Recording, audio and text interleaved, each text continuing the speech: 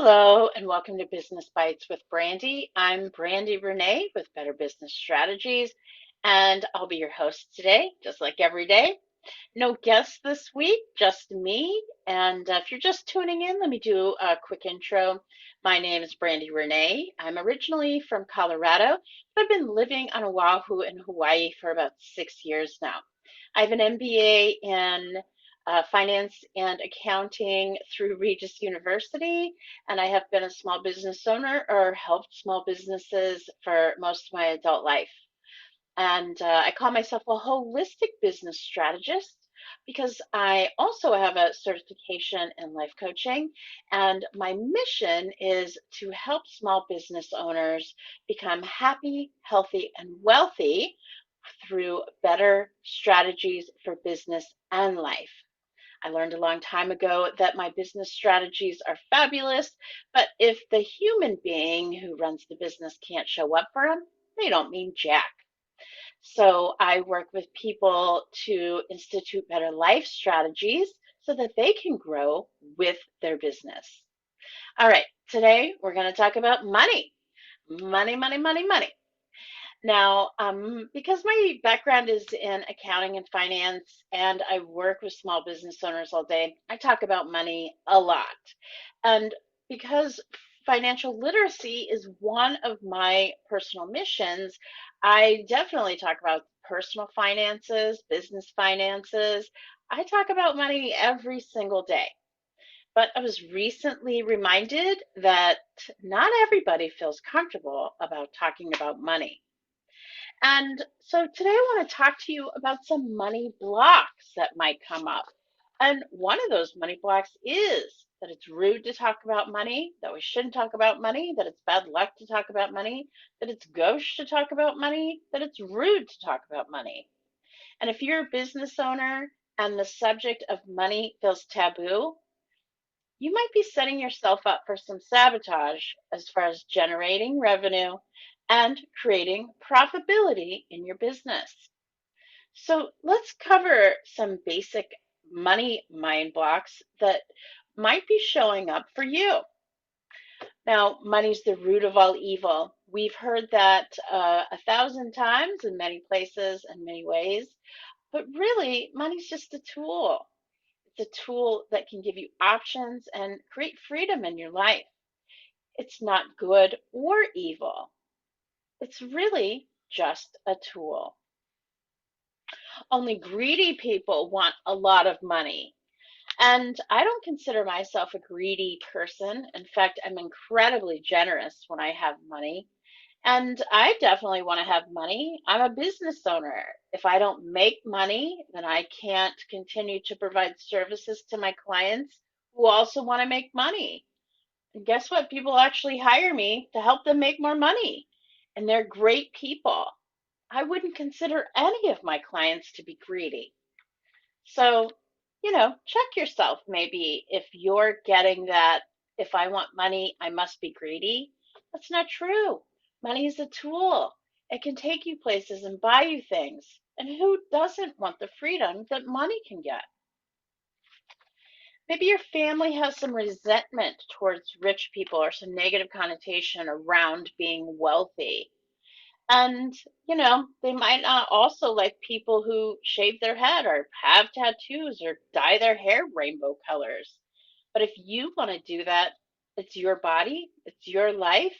And hey, if you want to dye your hair rainbow colors or make a lot of money, that's up to you. You need to make choices for yourself that make you happy. And I suspect that if you were comfortable financially and wealthy and that benefited your family, they might not be so grumbly about the cash in your bank. My accountant takes care of that.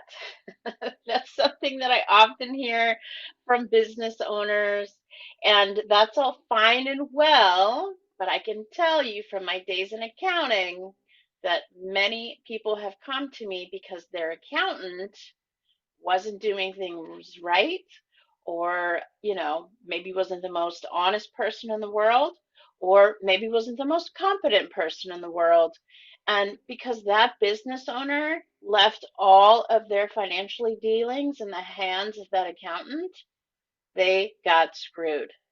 So even if you do have an accountant and you do trust that accountant, I still strongly encourage you to know and understand what's going on with your money.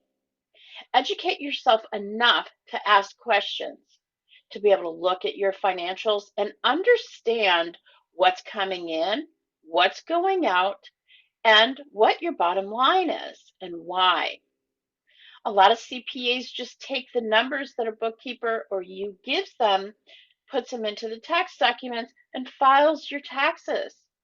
Just because a CPA is a CPA or an accountant is an accountant, it doesn't mean they understand your industry, the specialties of your specific business, or if your operations are operating, if your operations are operating as effectively as they can be. Business strategists or business consultants are usually much better about understanding the efficiencies of a business. If you're lucky, you'll get an accountant that is both very good at counting beans and crunching numbers, but also understands your industries, can watch out for tax liability increases, can explain your numbers to you every month, and can educate you so that you understand what's going on with your numbers. If I get rich, I'll just give it all away anyway. And I hear you on that. I'm definitely a generous person. And I found myself in situations where it's incredibly hard to say no and even to set boundaries around how much you do give. But that doesn't mean that you should stay poor because you can't learn to say no. You can learn to say no, and you can learn to set boundaries around money. If you need help with that, I recommend, working with me. For one, I help people learn to say no and set boundaries all the time, and work with other mindset money blocks.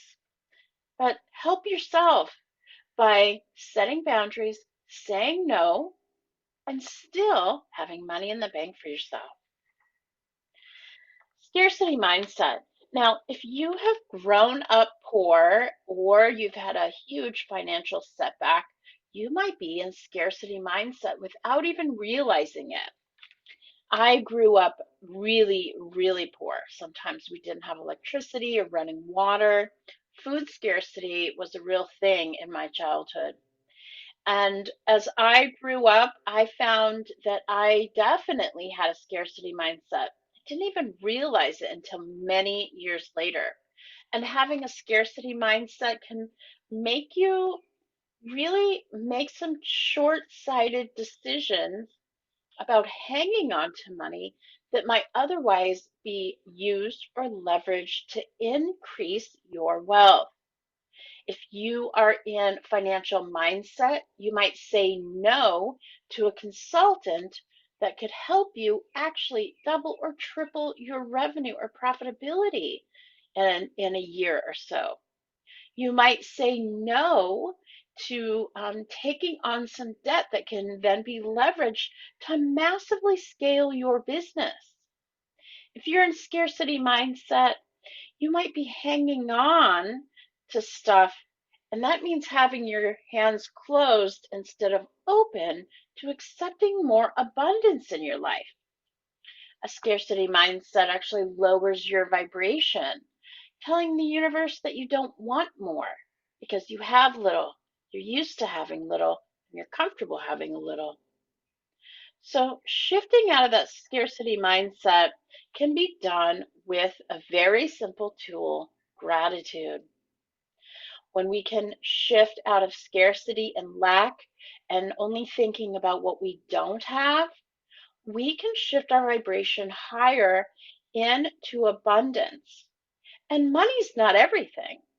If you have your health, if your family is healthy, if you have many people around you that love and support you, that's all abundance. If your business is serving the community, that's abundance.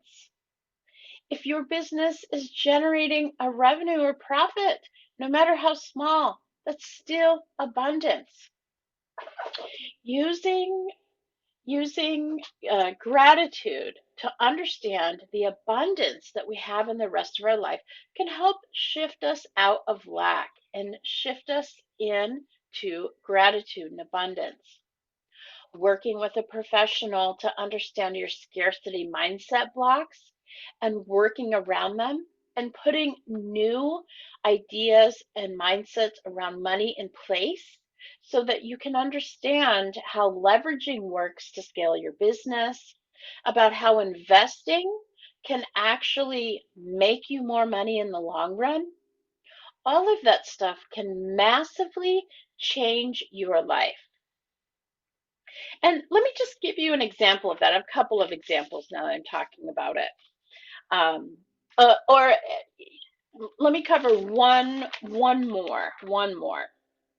I'm not good with money. That's another one that I hear a lot. I'm just not good with money, right? That's why my accountant handles all that stuff because I'm not good with money. You can learn to be good with money. And so let me tell you the examples now, because both of these clients that I worked with kind of had a scarcity mindset and they didn't believe that they were very good with money. One client was through my life coaching side, and she just wasn't good with money. She felt panicked every time she kind of looked at her checking account. She struggled to pay her bills. She never really knew how much was coming in or how much was going out.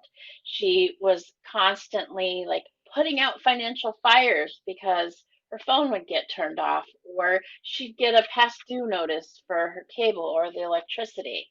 And she just was so afraid of looking at her financial situation that she just ignored it all the time. And she just lived with the idea, well, I'm not very good with money and I don't have any money.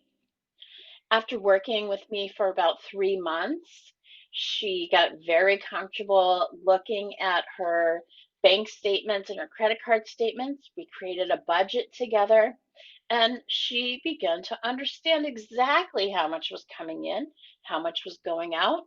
We set up a payment process for her every month. She paid her bills at the beginning of the month, and then she knew exactly how much money that she had to spend or how much money she needed to earn to pay bills mid-month or at the end of the month. She knew exactly how much she needed or she had. And that gave her a lot of choices and options when it came to spending, saving, and eventually she ended up having enough money to go on a 90-day trip. Can you imagine that? 6 months ago, she was struggling to pay her bills, and now she's traveling for a couple of months. And that was just educating herself about money, putting a budget in place, and ditching those old money blocks that she didn't have enough money, never had enough money, and wasn't very good with money. It's really amazing what can happen when we do a mindset shift and put some financial literacy in place. Now, the second story I want to tell you about is a business owner. Same thing, right? My accountant handles all that stuff, but he was still struggling to pay his vendors every month and wasn't even drawing a salary for himself and really struggling. So we took a look at his financials. We talked about what the profit and loss looks like, what he has control over, and ways he can increase his revenue and increase his profits because there's a difference between revenue and profits. We'll talk about that in a few minutes. So, after a couple of months of working together, we overcame some financial blocks, some money mindset blocks, right? That his account was taking care of everything, so he didn't have to worry about it. And he wasn't very good with money. That's why he needed somebody else to take care of his money. Once he understood that he could look at and he did have control over the finances in his business, he began to take a much active role in tightening up cash flow procedures, increasing ways to generate revenue, cutting expenses so he could boost his profitability. And within about 90 days, he had increased his cash flow into his business about $10,000. Now, what could your business do with an extra $10,000 in 90 days? Quite a bit. Well, one of the first things he did was to start paying himself a salary. So, again, getting over those money blocks, shifting your mindset around whether or not you can deal with money, how you feel about money can really make major changes in your life and how you deal with your business and generating revenue and boosting profitability. So, I want to encourage you over the next couple of days to really think about how you feel when you talk about money, when it's time to look at your financial documents, whether that be your checking account statement or your credit card statements, or looking at your profit and loss if you're a business owner. And if that stuff makes you nervous, it doesn't feel good, or having money doesn't make you feel good, if you don't know how to read your profit and loss, if you don't have a budget as a personal budget, then I want to encourage you to reach out to me or anyone that can help you create budgets, understand your profit and loss, understand personal finance, and increase your financial literacy. And I want you to reach out to anyone, including me, that can help you reset your mindset around money. Money is a tool. It gives you options, it creates freedoms in your life, and it can free you up to do the things that you love to do. Reducing your stress around money will give you a lot more time and energy in your life. All right, let's see, what else do I got here? Scarcity mindset, setting boundaries, saying no, and you do deserve to have the life you want. That's another mindset block that I hear sometimes. I just don't deserve it, right? I don't deserve to be wealthy. If you've had a great idea and people want part of it, if you have worked your butt off and you are generating revenue or you've earned a nice fat salary, you do deserve it. If you won the lottery, you do deserve it. As long as you are not hurting another person to generate revenue, increase your income, or create wealth in your life, then you do deserve it. Take it, live well, and be happy. All right, let's talk about some more business oriented stuff, shall we? Now, I said we're going to talk about revenue versus profit. And the reason I want to talk about that is because on social media and with other business consultants and business coaches, I hear revenue, revenue, revenue. Look at all the revenue. And that's all fine and well, but a lot can happen to that dollar between the time you get it from your client or customer and it hits your bank. All right, so let's just have some basic definitions. We'll start out with that. Revenue is the money that you make on a sale. Okay, it's what you charge your client or customer for the service or product that you're providing, and that's what they pay you for that service or product. That's the revenue. Now, the profit, excuse me, is what is left after you pay all the things that go into creating that product or providing that service, right? And those are expenses. And so you have three kind of major areas on your profit and loss. You're going to have your revenue, that's your sales, that's the money that's coming in from the operations of your business, selling products, providing services, that sort of thing. And then you're going to have expenses, direct expenses, and that's what it costs to provide that product or service, either raw product to make a product or hours to provide a service. Those are your direct costs. And you're going to have indirect costs or overhead costs. And those are going to be things like maybe the rent for your building or internet or cell phone. It's going to be the cost for things that you can't directly relate to that product or service, but you still need them to run your business. All right, so we have revenue and expenses. And then after your expenses are deducted from your revenue, then you have your profit. And the profit is what's left over at the end of the day. It's what goes in your bank. Now, you can generate a lot of revenue and not have very much profit left if you have a lot of expenses eating up those dollars.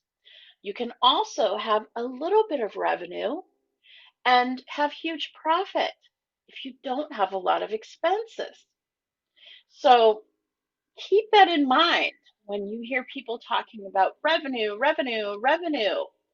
The key to understanding how efficient and effective an organization is at running their business is their profit. How much are they keeping at the end of the day? That's really the important part. So it's really important to track and understand your direct and indirect expenses because they're your biggest drain on profits. Control your expenses and you'll maximize your profits. Now, if you want to look at how well you are generating profits and where you might have opportunities to improve your profits, I want to invite you to do a profit assessment with me. I have this great analytical software. We sit down, I ask you a bunch of questions, and then we look at what's going really well in your business, and then we take a look at where your profit opportunities are. And because I've been doing consulting for so many years, I usually can take a pretty good guess about how much more profitability you're going to gain once you implement different strategies. Now, at the end of this assessment, I'm going to send you away with a roadmap to success. And it's going to be a list of the strategies that you can implement to increase your profitability over the next 6 months or 12 months or 18 months. All depends on how many strategies you want to explore. I'll go ahead and put links down in the bottom if you want to schedule a call for that. Usually start out with a pre-assessment prep call. I have a little worksheet that you need to fill out before we get started, and I'll chat with you so you know exactly what to expect during that assessment. All right. Also, a common misperception. You want to rake in the dough, make everything you can make. Um, will often come across business owners that, especially in the accounting, when I do work with clients around accounting, prepping for tax season, is they generated a lot of revenue, but because with a they didn't consult with an accountant or a business consultant before coming to me, they have a huge tax liability, right? Yes, you want to make as much money as you possibly can, and yes, you want to have you definitely want to be profitable, but the more money you make, the higher your tax liability is going to be if you don't understand strategies of reinvesting and setting up proper compensation packages so that you limit or minimize your tax liabilities, right? Everyone wants to pay their fair share into the tax system. We want our government to run. We want the fire department to show up and put out fires at our house. We want our roads to be drivable. We all need to do our part to pay into the tax system so that our tax dollars can work for society and for us as a whole. But there's a big gap between paying your fair share and having to pay the maximum tax liability. There are a lot of things that you can do, reinvesting in your business, paying out dividends, um, uh, and other outside investments that can minimize your tax liability. But you've got to talk to a professional about that, you know, not 3 days before your taxes are due, y'all. All right, that's really all we have time to talk about today.